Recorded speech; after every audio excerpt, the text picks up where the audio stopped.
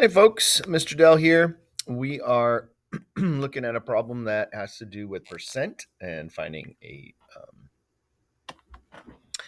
decrease using percentage. So this is coming from CPM's course 2, and this is section 8.3.4, and I'm going to do number 8-100. So Carla's traditional hybrid car gets 35% fewer miles per gallon than Jeannie's solar hybrid car.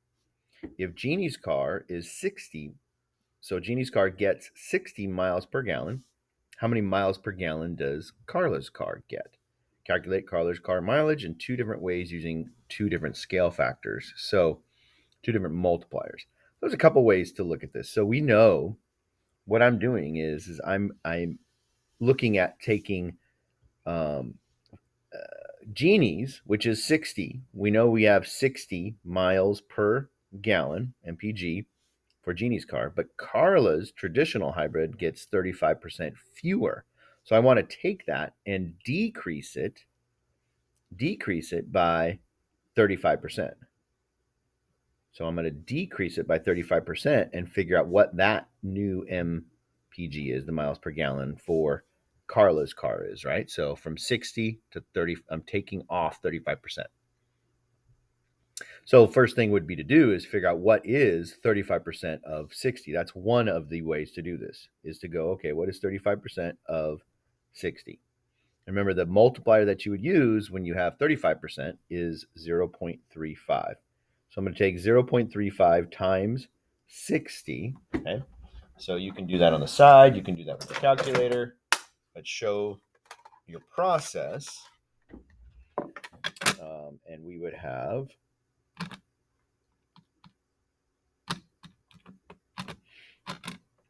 21. So 21 is 35%. So 35% of 60 is equal to 21. So this thing is decreasing 21 mpg, or is 21 mpg less than this. So when we think about Carla's car, then Carla's car would get 60 minus 21, which is 39. So that's Carla's, right? Carla's car, her hybrid car, is 39 miles per gallon, which is 35% fewer miles per gallon than Genie. So that's one way. The other way is if we want to skip this step and just say, okay, I don't want to do the decrease. I just want to find what is the answer.